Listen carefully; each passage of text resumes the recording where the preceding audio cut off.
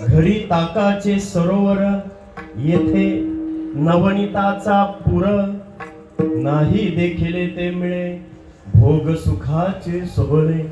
तुका म्हणे आता आम्ही न वजो दवडिता, नाही देखिले ते मिळे भोग सुखाचे सोहळे.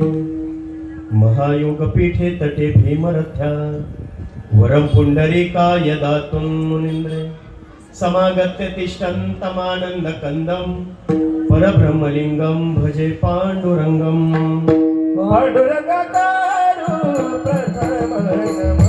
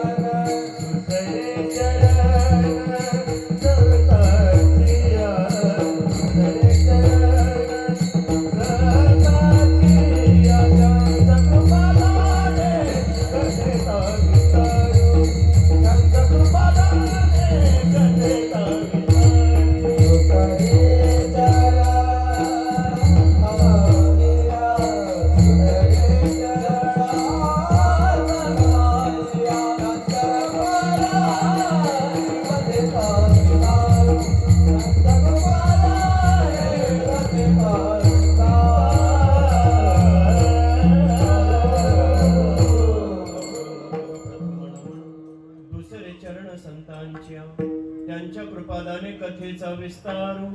बाबाजी सद्गुरुदास तुका लोकाभिरामं रणरंगधीरं, राजीव नेत्रं रघुवंशनाथं, कारुण्यरूपं करुणाकरन्तं, श्रीरामचन्द्रं शरणं प्रपद्ये.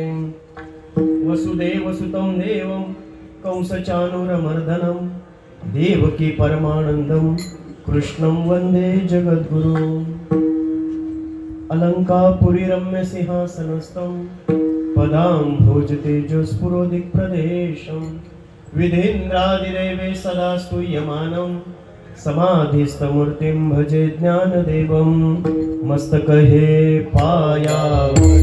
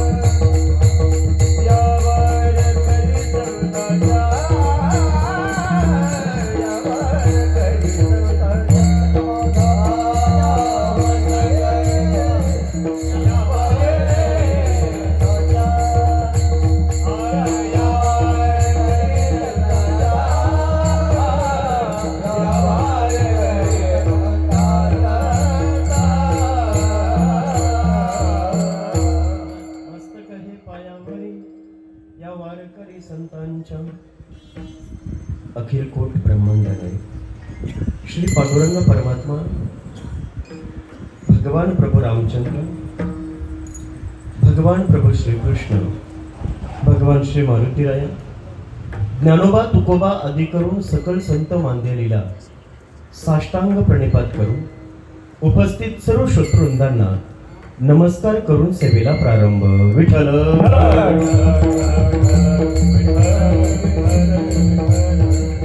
तुझी संगती झाली आमुची निश्चिती, नाही देखिले ते मिळे भोग सुखाचे सोहळे. प्रस्तुत प्राप्तस्थली प्राप्त प्रसंगी कीर्तन रूपी सेवेकरता निवडलेला अभंग, व्यासांची अलौकिक प्रतिभा, यज्ञवल्कांची विद्वत्ता, हिमालयाची उत्तुंगता, चंद्राची शीतलता, सागराची अथांगता, आकाशाची व्यापकता, इतकं महनीय कार्य कर्तृत्व करणारे, कर्मकांडाला भुलणाऱ्या आणि चमत्काराला देव मानणाऱ्या माणसांच्या अंतरंगामध्ये भक्तीचं वळई निर्माण करणारे श्री संत जगद्गुरु तुकोबा यांचा आहे. विठ्ठल या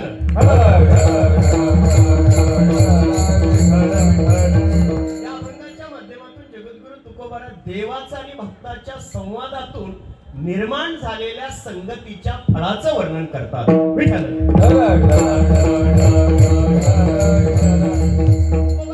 संवाद कसा असला पाहिजे, संवाद हाऊ टू कम्युनिकेशन, आम्ही संवाद कसा केला पाहिजे, संवाद कुणाशी केला पाहिजे आणि ज्याच्या सोबत संवाद करणार आहोत त्याची संगती देखील आम्हाला कशी असली पाहिजे या अभंगातून भाव व्यक्त करतात. विठ्ठल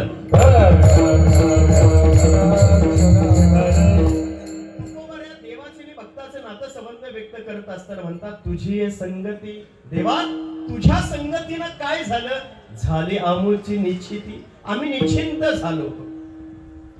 चांगली संगत मिळालं, जीवनातलं इस्पिक साध्य झालं की माणूस निश्चिंत होऊन जातो. आज तुम्ही निश्चिंत आहात ना, कारण आज काल्याचा प्रसाद आहे. तुझी संगती झाली आमूची निश्चिती. का निश्चिती नाही देखील ते मिळे जे आम्ही कधी पाहिलं नाही ते आम्हाला मिळालं. काय काय मिळालं, भोग भोग मिळाले, सुख मिळालं, सोहळा मिळाला. भोग सुखाचे सोहळे नाही देखील ते मिळे, भोग सुखाचे सोहळे. देवा, आम्ही आमच्या संसारामध्ये आहोत, आम्ही आमच्या प्रपंचामध्ये आहोत. प्रपंचामध्ये संसारामध्ये काय हो, ताक आहे, आसार आहे, ते दुःखदायक आहे. संसारामध्ये त्या ठिकाणी अज्ञान आहे, संसारामध्ये अंधकार आहे, संसारामध्ये निश्चिती नाहीये. देवा, घरी ताकाचे सरोवर, येथे नवनीताचा पूर. घरी पोहे येते, कांदा पोहे. कधी कधी कांदा पोहे बनवताना पण इतकी घाई होते, शेंगदाणे मध्ये जळून जातात. पण इथे लाह्या आहेत, लाह्या पोहे आहेत. घरी ताकाचे सरोवर, येथे नवनीताचा पूर. तुकोबाने म्हणतात, येथे आम्हाला नवनीत मिळालं, इथे आम्हाला भोग मिळाले, इथे आम्हाला सुख मिळालं, इथे आम्हाला सोहळे मिळाले आणि आमच्या जीवनाची निश्चिती झाली. म्हणून देवा, तू जरी आम्हाला हकलून लावलंस, तुका म्हणे आता आम्ही नवधूत दवडिता. तू जरी आम्हाला धुडकावून लावलंस, हकलून लावलंस, तरी देखील आम्ही इथून जाणार नाही, कारण आमच्या जीवनाची निश्चिती झाली. विठ्ठल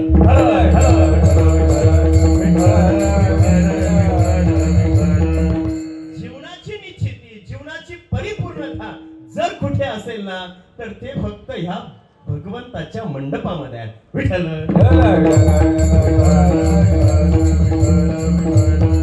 इथे मला फार आनंद वाटला आहे. आपण फार भाग्यवान आहोत. हा भाग्यवान शब्द आपल्यासाठी आहे. का भाग्यवान आहोत? कारण तुमचा आमचा जन्म या भारत देशामध्ये झाला. थोडी जरा कल्पना करा, आपला जन्म जर वेस्ट इंडिज मध्ये झाला असता, दक्षिण आफ्रिका, साऊथ आफ्रिका, आज नाही ना, उद्या आहे. विचार करा, जर आपला जन्म दक्षिण आफ्रिकेमध्ये झाला असता, नेपाळमध्ये झाला असता, चीन मध्ये झाला असता, कसे दिसलो असतो आपण? बसका नाक असता, बारीक बारीक डोळे असते, छोटे छोटे कान असते, सेल्फी काढायला पण नसता जमलं. आता सगळ्यात जास्त टेन्शन कसलं माहितीये? सेल्फीचा. स्टेटसला काय ठेवायचा? महिला मंडळ, तुम्हाला टेन्शन असतो आज भाजीला काय करायचा, तसं आम्हाला टेन्शन आहे स्टेटसला काय ठेवायचा.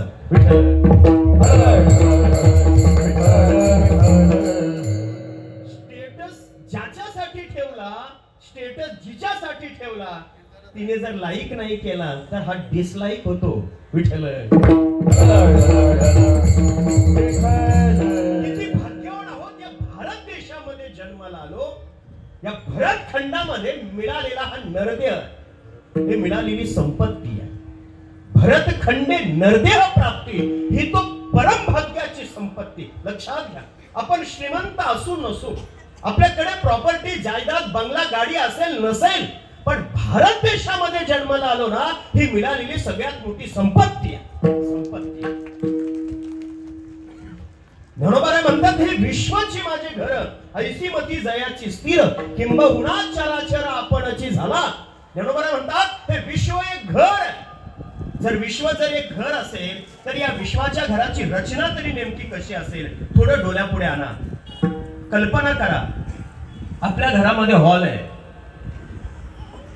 आपल्या घरामध्ये बेडरूम आहे, आपल्या घरामध्ये किचन आहे. सध्या 1 BHK घेऊ, रेट जरा जास्त आहे. आपल्या घरामध्ये हॉल आहे. विश्वाच्या घराचा विचार करायला गेलो तर विश्वाच्या घराचा हॉल हा अमेरिका आहे. कारण जास्त दिखावा हॉल मध्येच असतो ना. आरास अमेरिकेचा किती दिखावा आहे. विश्वाच्या घराचं बेडरूम ऑस्ट्रेलिया, ऐशोआराम. विश्वाच्या घराचं किचन चीन आहे. नको ते पदार्थ किचन मध्ये शिजतात ना. विश्वाच्या घराचा हॉल जर अमेरिका असेल, विश्वाच्या घराचं बेडरूम ऑस्ट्रेलिया असेल, विश्वाच्या घराचं किचन चीन असेल, तर विश्वाच्या घराचं देवघर मात्र माझा भारत देश असेल. आणि त्या देशातली मूर्ती भगवान श्रीकृष्णाची असेल, भगवान प्रभू रामचंद्रांची असेल, भगवान पांडुरंग परमात्म्याची असेल. विठ्ठल.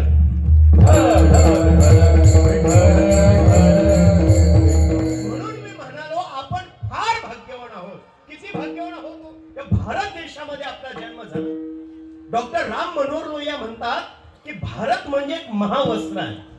या महावस्त्राचा उभा धागा उत्तरेपासून दक्षिणेकडे हा भगवान श्रीकृष्णांच्या कार्यकर्तृत्वानं व्यापलेला आहे. या महावस्त्राचा आडवा धागा, उभा धागा भगवान प्रभू रामचंद्रांच्या कार्यकर्तृत्वानं व्यापला आहे. या महावस्त्राचा आडवा धागा पूर्व पश्चिम भगवान श्रीकृष्णांच्या कर्तृत्वानं व्यापला गेला आहे. आणि या महावस्त्राला जो गोंडा लावलाय ना, हा गोंडा म्हणजे भगवान शिवशंकराच्या चारित्राचा आहे. पण या महावस्त्राला केलेली जी नक्षीकाम आहे, हे नक्षीकाम म्हणजेच महाराष्ट्रातल्या संतांचं कर्तृत्व आहे. आणि असा असणारा हा भारत देश, आणि या भारत देशामध्ये महाराष्ट्र ही संतांची भूमी आहे. महाराष्ट्र ही शूरांची भूमी आहे. महाराष्ट्र ही वीरांची भूमी आहे. महाराष्ट्र ही ज्ञानवंतांची, प्रतिभावंतांची, पुण्यवंतांची भूमी आहे. आणि अशा या महाराष्ट्रामध्ये आपण जन्माला आलो, हे आपलं महत् भाग्य. विठ्ठल. आणि या महाराष्ट्रातील ठाणे जिल्हा, या ठाणे जिल्ह्यातील भिवंडी तालुका आणि या भिवंडी तालुक्याची सांस्कृतिक आणि आध्यात्मिक राजधानी म्हणजेच भाटाळे गाव. विठ्ठल. या गावामध्ये धर्म जपला जातो, या गावामध्ये संस्कृती जपली जाते, या गावामध्ये आध्यात्मिक आणि सांस्कृतिक परंपरेचा खऱ्या अर्थानं प्रवास सुरू होतो. अध्यात्माचं केंद्र जर काय असेल ना, तर तो म्हणजे हा भाटाळे गाव आहे. विठ्ठल. मंडपामध्ये आल्यानंतर किती आनंद. या मंडपामध्ये देव, देश आणि धर्म तो टिकावा, संस्कृती टिकावी आणि येणाऱ्या पुढच्या पिढ्यांनी आपल्या भविष्याचा विचार करून धर्माच्या संस्थापनासाठी, धर्माच्या रक्षणासाठी पुढे यावं, हा विचार या मंडपातून दिला जातो. म्हणजेच हा मंडप धर्माचं कार्य आहे, मंडप आहे. विठ्ठल. फार आनंद आहे. अनेक सण आणि उत्सव गेल्या 3 दिवसापासून आजचा 3.5 दिवसाचा उत्सव आहे. सांगताची सेवा, समारोपाची सेवा अर्थात काल्याच्या कीर्तनानं होते. काल्याचं कीर्तन म्हटलं की प्रसादाचं कीर्तन आहे. जे 3 दिवस आले नाही ना, ते आज येतील. पण आज पण येताना 12 वाजता येतील. 12 वाजता आला का बरा जरा. विठ्ठल.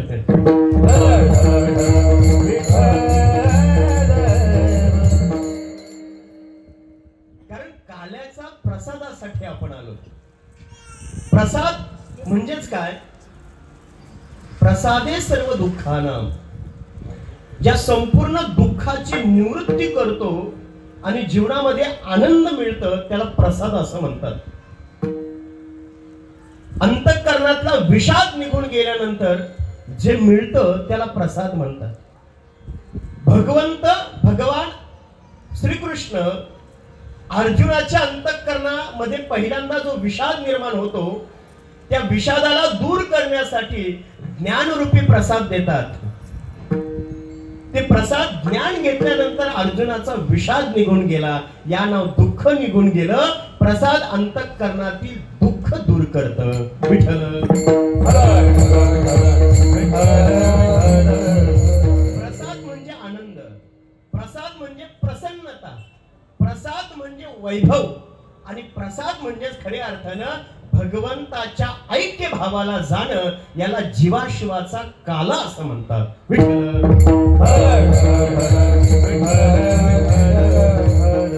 जीव आणि शिव ऐक्य भावाचं प्रतीक म्हणजे काला आहे. आपल्या समोर हंडी टांगलेली, या हंडीमध्ये आपण काय काय टाकलं? लाह्या टाकल्या. लाह्या कुठून आणतो? एक पंढरपूरला गेला, त्याला विचारलं पंढरपूर से क्या लाया? तो म्हणतो ह्या कोण लाया?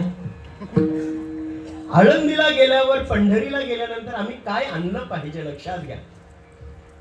आम्ही तिथे गेल्यानंतर सोलापुरी चादर आणतो, तिथून गेल्यानंतर लाटणं आणतो, पोलीपट आणतो. का आपल्या माणकोलीच्या नाक्यावर नाही का? ठाण्याला, उल्हासनगरला, भिवंडीला भेटत नाही का? तीर्थयात्रेला जा, गेलं पाहिजे. तीर्थयात्रेत जाय चुकू नको. तीर्थयात्रेला आम्ही गेलो पाहिजे, पण तीर्थाला गेल्यानंतर आम्ही त्या ठिकाणावरून ग्रंथ आणले पाहिजे. आज ग्रंथ घरामध्ये असायला हवे.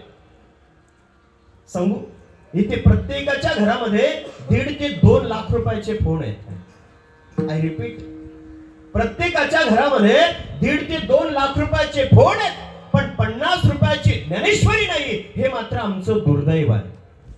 अरे हिंदूंच्या घरामध्ये हिंदूंचा धर्मग्रंथ नसावा, हिंदूंचा जीवन ग्रंथ नसावा, याच्यासारखं दुर्दैव काय? इतर मला त्यांचं सांगायचं नाही, मी हिंदूंचं सांगण्यासाठी हिंदू म्हणून आलोय. विठ्ठल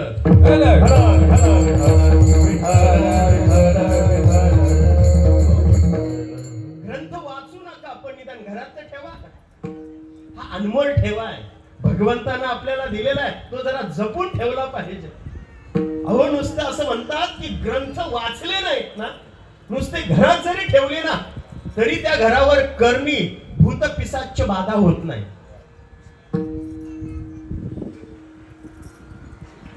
माणूस सारखा म्हणतो मला अमक्या अमक्याने केलाय, त्याला जेवायला टाइम नाही. कोण करायला मोकलाय तुम्हाला? कोणी करत नाही. आणि करणी भूत पिशाच बाधा हे डोक्यात आणू पण नका. ग्रंथ जर घरामध्ये असतील तर भूत पिशाच बाधा त्या घरामध्ये कधी होत नाही. मला असं वाटतं की महाराष्ट्रातल्या प्रत्येकाच्या घरामध्ये जर ग्रंथ असतील, प्रत्येकाच्या घरामध्ये गाथा असेल, गीता असेल, ज्ञानेश्वरी असेल, भागवत असेल, तर त्या घरामध्ये भूत पिशाच बाधा येणार नाही. मग कुठल्याही माणसाला बुवा बाबाकडे जाण्याची वेळ येणार नाही. महाराष्ट्र अंधश्रद्धा निर्मूलन मुक्त होईल. विठ्ठल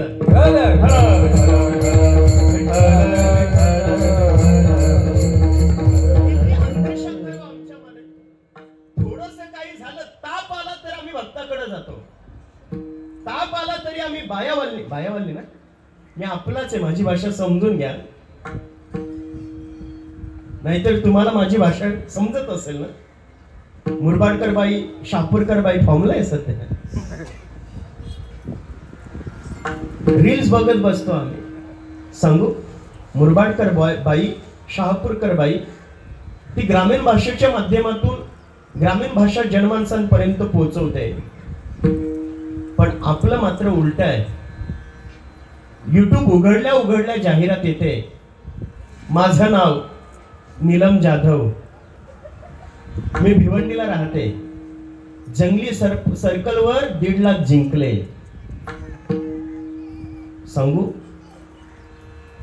भिवंडीची बाई जुगार खेळते हे दाखवलं जातं, याचा आम्ही भिवंडीकरांनी निषेध केला पाहिजे. अरे एक महिला जुगार खेळताना तुम्ही दाखवता आणि आमच्या तमाम भिवंडीकरांचा अपमान करताय. महिलांनी थोडं सजग आणि सावध होणं गरजेचं आहे. आमच्या घरामध्ये ग्रंथ असणं फार गरजेचं आहे. तीर्थयात्रेला गेल्यानंतर ग्रंथ घेऊन या. तिथे गेल्यानंतर आपण लाही आणतो, फुलं आणतो. या हंडीमध्ये आपण काय टाकलं? लाह्या टाकल्या, दूध टाकलंय, दही टाकलंय. हे सगळं कसं आहे? रंग काय त्याचा? सफेद आहे. हा सफेद रंग सात्विकतेचं प्रतीक आहे. हा सफेद रंग मांगल्याचं प्रतीक आहे. त्या हंडीमध्ये जे काही टाकलं ते सगळं काही सात्विक आहे. हे हंडी, हे असणारे मडकं, हे असणारी हंडी म्हणजे प्रत्यक्ष आपलं शरीर आहे. या शरीर रूपी हंडीमध्ये आम्हाला जर काय टाकायचं असेल तर सात्विक विचार आम्हाला टाकता आले पाहिजे, सात्विक ज्ञान आम्हाला ग्रहण करता आलं पाहिजे. या देहरूपी हंडीमध्ये नामस्मरण आम्हाला करता आलं पाहिजे, हरिनाम आम्हाला करता आलं पाहिजे. एकदा का हरिनाम या हंडीमध्ये टाकला की मग तो हरिनामाची एक खिचडी तयार होईल आणि तो काला आम्हाला घेता येईल. हरिनामाचा खिचडी काला, तो काला आम्हाला करता येईल. प्रेमे मोहिला साधने, प्रेमे मोहिला साधने, प्रेमे मोहिला साधने, प्रेमे मोहिला. हरिनामाचा खिचडी काला, प्रेमे मोहिला साधने, प्रेमे मोहिला साधने, साधने प्रेमे मोहिला साधने. हरिनामाचा खिचडी काला, प्रेमे मोहिला साधने, प्रेमे मोहिला साधने, साधने प्रेमे मोहिला साधने.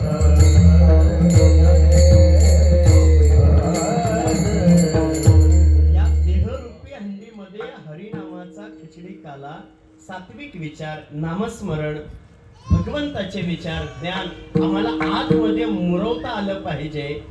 एकदा का आतमध्ये नामस्मरण भरलं गेलं, एकदा का आतमध्ये सात्विक विचार आले की मग ही देहरूपी हंडी अशी सजून दिसेल. आता कशी हंडी दिसते? छान सजवले ना. हा देहावर सुद्धा चेहऱ्यावर प्रसन्नतेचा भाव निर्माण होईल. हंडी अशी सजून दिसेल आणि मग परमात्म्याला सुद्धा वेळ लागेल की अरे या हंडीला मी स्पर्श करावा, या हंडीला मी जवळ घ्यावं आणि मग तो परमात्मा आपल्या जवळ येईल आणि आपल्याला सुद्धा जवळ घेतल्याशिवाय राहणार नाही. ही हंडी आहे. हा परमात्मा स्वतःहून येईल. यासाठी या दही काल्याच्या माध्यमातून, या हंडीच्या माध्यमातून आम्हाला सात्विक विचार घ्यायचे. याचं नाव प्रसाद आहे. विठ्ठल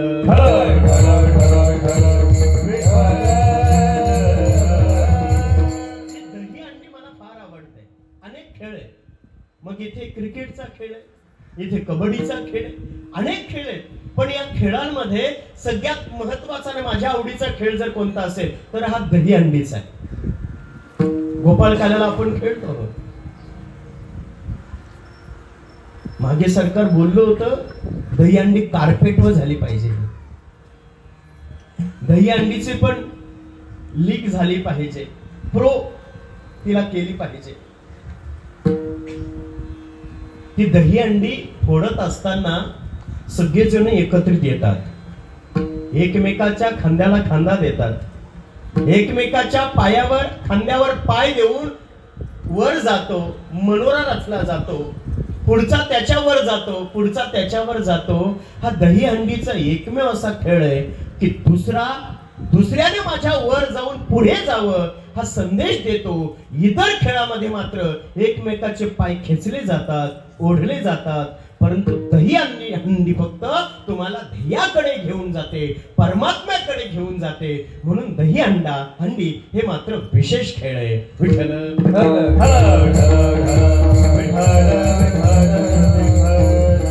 दहीहंडी उंच बांधलेली आहे, तिला खाली पण ठेवता आली असती ना, काय फरक पडला असता? दहीहंडी प्रतीक तुम्हाला सांगतं की तुमचं ध्येय पुढे असलं पाहिजे.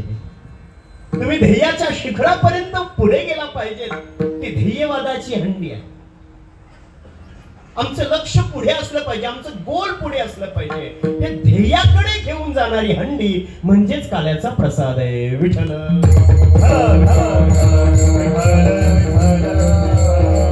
आणि इथे प्रत्येक माणूस ध्येयाच्या दिशेने वाटचाल करतो. मग ध्येयाच्या दिशेने जायचं असेल तर त्याला करावा लागतो तो संकल्प. जोपर्यंत आम्ही संकल्प करत नाही तोपर्यंत ध्येयाच्या दिशेने आम्हाला वाटचालच करता येणार नाही. संकल्प जर सत्याचा असेल तर त्या सत्याच्या संकल्पाला परिपूर्णतेला आणण्यासाठी तो भगवंत स्वतः नारायण होऊन आपलं मनोरथ पूर्ण करत असतो. तो सत्य संकल्पाचा दाता आहे. तो खऱ्या अर्थानं मनोरथ पूर्ण करतो. सत्य संकल्पाचा दाता नारायण सर्व करी पूर्ण मनोरथ. संकल्प हा सत्याचा असला पाहिजे. किती सत्याचं? छत्रपती शिवाजी महाराज रडेश्वराच्या मंदिरामध्ये जातात आणि शंभो महादेवाच्या पिंडीवर आपल्या करंगलीच्या रक्ताचा अभिषेक करतात आणि शपथ घेतात, मी शिवाजी शहाजीराजे भोसले माझी ध्येय निष्ठा एक करीन स्वराज्य उभं. शिवाजीराजे वयाच्या 14व्या वर्षी स्वराज्य स्थापनेची शपथ घेतात आणि रायगडावर 32 मणी सोनेरी सिंहासन साकार होतं. 5-5 पाछांच्या छाताडावर भगवान उभा जातो आणि शिवराजे छत्रपती होतात. याला संकल्प म्हणतात. हा संकल्प इतका असला पाहिजे. संकल्प केला ज्ञानोबारायाने. ज्ञानोबाराया वयाच्या 13व्या वर्षी संकल्प करतात की माझ्या मराठीचा गौरव वाढला पाहिजे. माझ्या मराठीची बोल कौतुके परी अमृताते हे पैजासे जिंकेन ऐसी अक्षर रसिके मेळविन. हे ज्ञानोबारायांचा असणारा दृढ संकल्प आहे. ज्ञानोबारायांसारखा महान तत्ववेत्ता संकल्प करतात मराठी भाषेचा गौरव. गीतेवर अनेकांनी भाष्य केलं पण प्राकृत मराठीमध्ये जर पहिलं भाष्य कोणी लिहिलं असेल तर ते ज्ञानोबारायांनी. आणि मराठी भाषेला अभिजात दर्जा जर कोणी दिला असेल ना तर तो म्हणजेच ज्ञानोबारायाने. विठ्ठल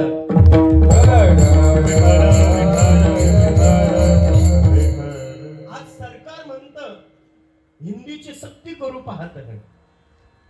मुलांना हिंदी शिकवली गेली पाहिजे. मी तर म्हणतो शाळेमध्ये हिंदी भाषेची सक्ती करण्यापेक्षा संस्कृत भाषेची सक्ती करा. अरे कळू दे आमच्या पोरांना वेद उपनिषद आमची गीता. आज आमची भगवद्गीता कोर्टात गेले. भगवद्गीता जर शाळेत शिकवली गेली तर कोर्टात जाण्याची वेळच येणार नाही. विठ्ठल राजा शिवछत्रपतींचा इतिहास आम्हाला इयत्ता 7वी 5वी पासून 10वी 12वी पर्यंत असायला हवा. छत्रपती शिवाजी राजांचा इतिहास इयत्ता 4थी मध्येच आहे.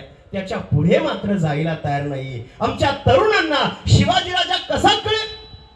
शिवाजी राजांचं कर्तृत्व नेतृत्व त्यांचं दातृत्व त्यांचं ध्येयवादी धोरण आमच्या मुलांना कधी कळेल? शिक्षण व्यवस्थेमध्ये बदल करण्याची गरज आहे. विठ्ठल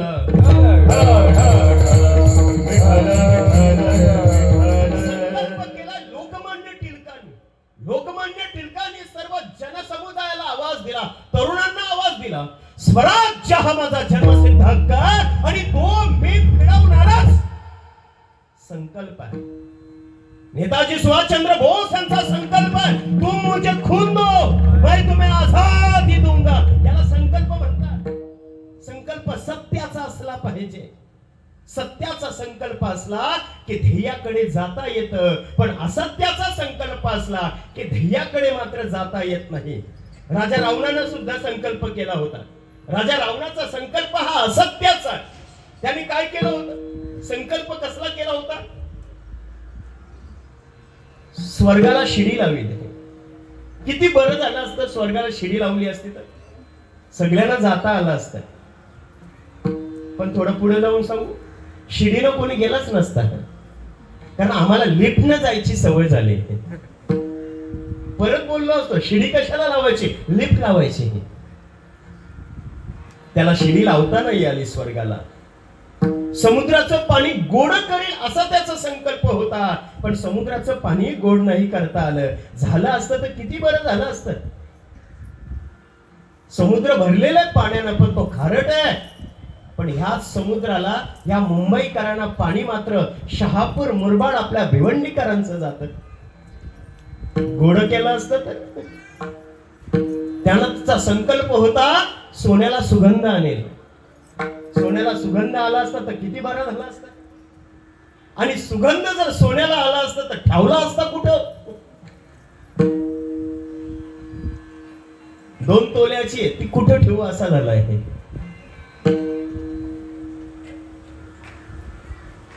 राजा रावणाचा संकल्प सत्याला नाही गेला, कारण तो असत्याचा होता. संकल्प घेतला होता आर्य चाणक्यानं संकल्प केला होता की जोपर्यंत नंदकुळाचा सर्वनाश करत नाही तोपर्यंत शेंडीला गाठ मारणार नाही. संकल्प सत्यात नाही उतरला. संकल्प केला होता औरंगजेबानं.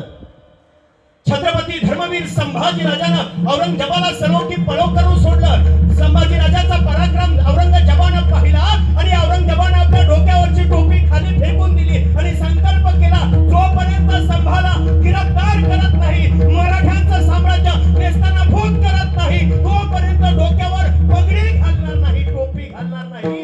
अरे उघड्या डोक्याचा मेला, पण डोक्यावर परत टोपी गेली नाही. संकल्प हा असत्याचा. विठ्ठल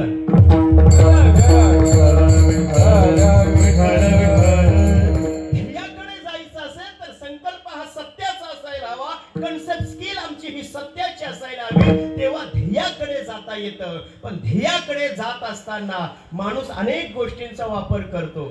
मग यामध्ये जडाचा वापर करतो, वस्तूंचा वापर करतो, तो जीवाचा वापर करतो, तो देवाचाही वापर करतो. जीव, जड पदार्थ, वस्तू, जड, जीव आणि देव यांच्या माध्यमातून ध्येयाकडे पोहोचण्याचा प्रयत्न करतो. पण पोहोचण्याचा प्रयत्न करत असताना त्याच्यामध्ये निर्माण होतं ती स्वभिन्नता. माणूस जडाच्या माध्यमातून जाण्याचा प्रयत्न करतो, वस्तूच्या माध्यमातून, पण वस्तूमध्ये सुद्धा स्वभिन्नता आहे. अनेकांची चॉईस वेगवेगळी आहे. जड पदार्थ किती आवडतात माणसाला. जर एखाद्याकडे विवोचा फोन असेल, सॅमसंगचा असेल, तर त्याला असं वाटतं माझ्या हातात आयफोन आला पाहिजे, ऍपल आला पाहिजे, अर्धा खाल्लेला सफरचंद. प्रत्येकाची इच्छा आहे. जर गाडी घेतली वॅगनर, तर त्याला वाटतं ब्रेझा आली पाहिजे, क्रेटा आली पाहिजे, फॉर्च्युनर आली पाहिजे. प्रत्येकाला वस्तू, सुभिन्न वस्तू आवडतात. प्रत्येकाला असं वाटतं की माझ्याकडे काहीतरी वेगळं पाहिजे, माझ्याकडे काहीतरी चेंजेस पाहिजे. स्वभिन्नता जडासाठी सुद्धा आहे, वस्तूसाठी सुद्धा आहे. स्वभिन्नता जीवासाठी सुद्धा आहे. प्रत्येकाच्या आवडीची चॉईस वेगळी आहे. एक व्यक्ती दुसऱ्याला आवडेल सांगू शकत नाही. म्हणून प्रत्येकाची आवड निवड ही वेगळी आहे. स्वभिन्न वस्तू प्रत्येकाला प्रिय आहे. जीवाविषयी, देवाविषयी सुद्धा स्वभिन्नतेचा भाव आहे. प्रत्येकाचा देव इथे वेगळा आहे. काय? प्रत्येकाचे देवावरची भाव वेगळा आहे. अहो, आमची भावना बदलली की आमचा देव बदलतो. एखादा जर शिर्डीला जात असेल, त्याला खंडोबावाला येऊन भेटला, तो म्हणेल शिर्डीला काय जातोस, चल खंडोबाला. लगेच पुढच्या रविवारी खंडोबा, येलकोट जय मल्हार. तिथे गेल्यानंतर बालाजीवाला भेटतो. बालाजीवाला म्हणतो अरे श्रीमंत व्हायचं असेल तर चल बालाजीला. लगेच बॅग भरली बालाजीला. भावना बदलली की आमचा देव बदलतो. आम्ही भावनेने देवाकडे जायला लागलो. दगडाला आम्ही भंडारा लावला, दगडाचा खंडोबा केला. दगडाला आम्ही शेंदूर लावला, दगडाचा मारुती केला. दगडाला बुका लावला, दगडाचा विठोबा केला. जसा मनातला भाव बदलला तसा तसा आम्ही देव बदलला. देवामध्ये सुद्धा स्वभिन्नता आहे. प्रत्येकाचा देव वेगळा आहे. अहो, इथल्या माणसांचा देव सोडा, घरातल्या 5 माणसांचे 5 देव आहेत. काय? सासूचा देव वेगळा, सुनेचा देव वेगळा. अहो, 5 देव काय, 5 पंथ घरात घुसलेत. देव घरामध्ये देवांची जत्रा भरले. आणि आम्हाला संत सांगतात तुम्हाला सुख हवं असेल, तुम्हाला समाधान हवं असेल तर काय केलं पाहिजे? एकच देव केला पाहिजे. तेने विना जीवा सुख नोए, तेने विना जीवा सुख नोए, तेने विना जीवा सुख नोए, तेने विना जीवा सुख नोए.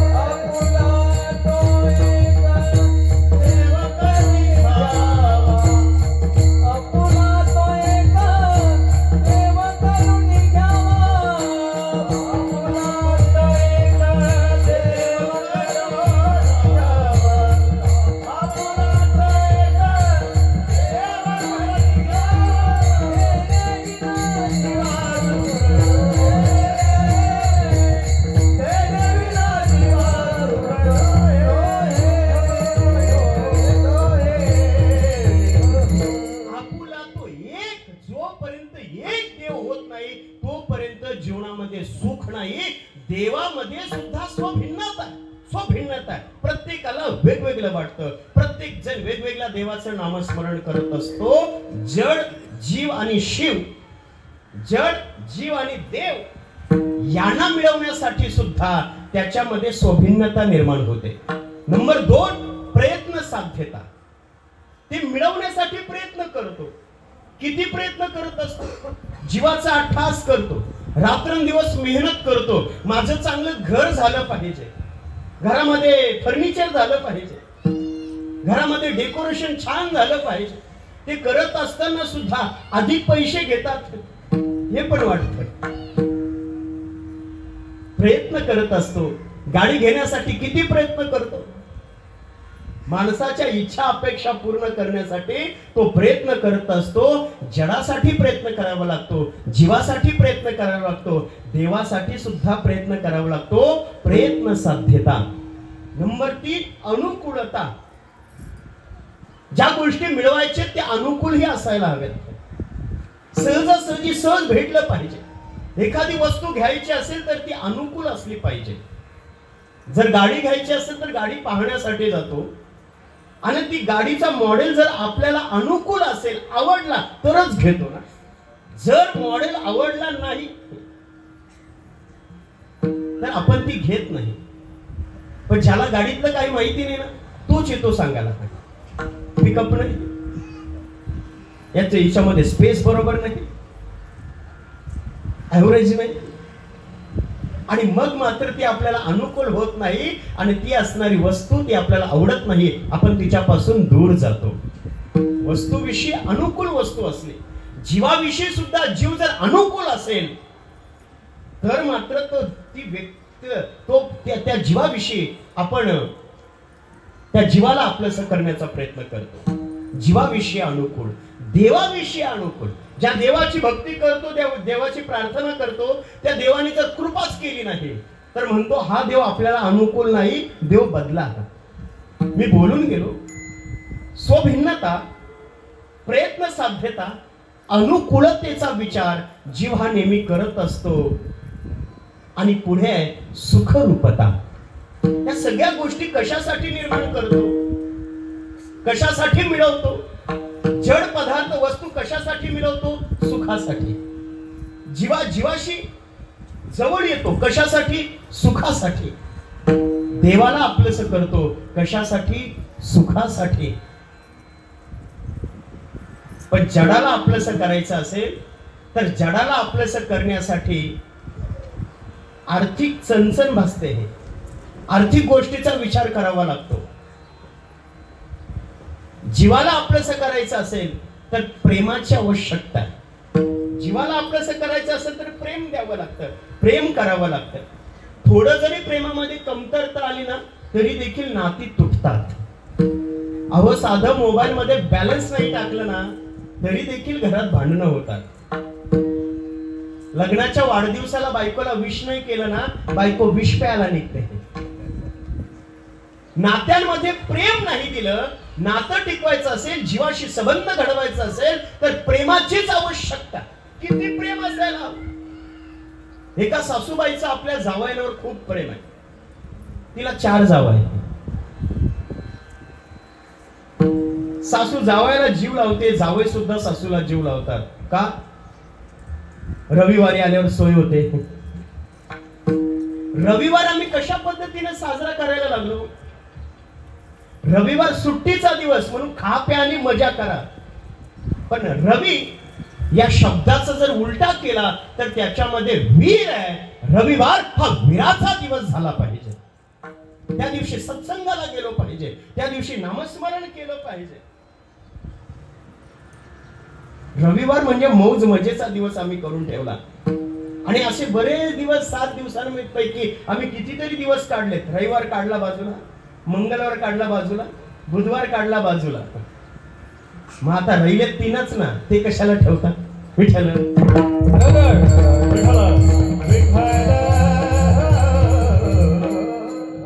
असे वेगवेगळे करून ठेवले. सासू आणि जावयाचं खूपच प्रेम. सासूने जावयाला सांगितलं की जो कोणी मला वाचवेल, जो कोणी माझी मदत करेल त्याला मी बक्षीस देईन. आणि सासूबाई वाहत्या नदीकडे गेली. आणि सासूबाईने सांगितलं, जावई बापू, मला जर आपण वाचवलं तर मी तुम्हाला बक्षीस देईन. सासूने नदीमध्ये उडी टाकली. उडी टाकल्या टाकल्या 1 नंबरचा जावई पुढे आला. तो 1 नंबरी होता. त्यांनी लगेच उडी टाकली. उडी टाकल्या टाकल्या सासूबाईला वाचवली.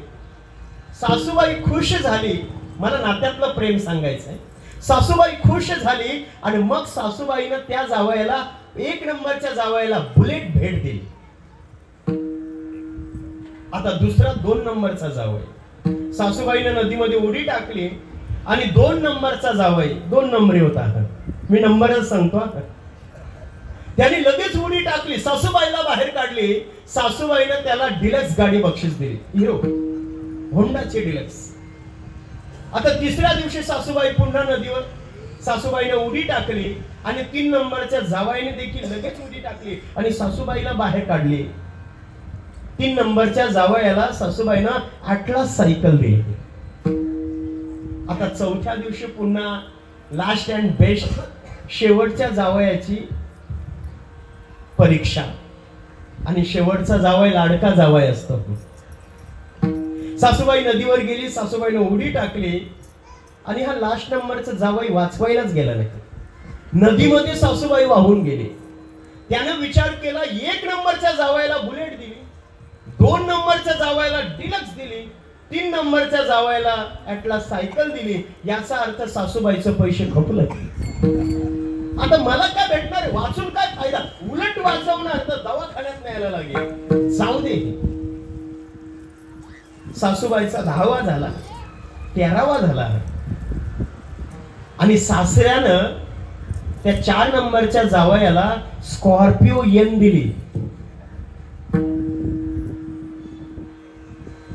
तो जावई म्हणाला, मामा स्कॉर्पिओ. सासरा म्हणाला, बरं झाली ब्यात घालवलीस. विठ्ठल जीवाला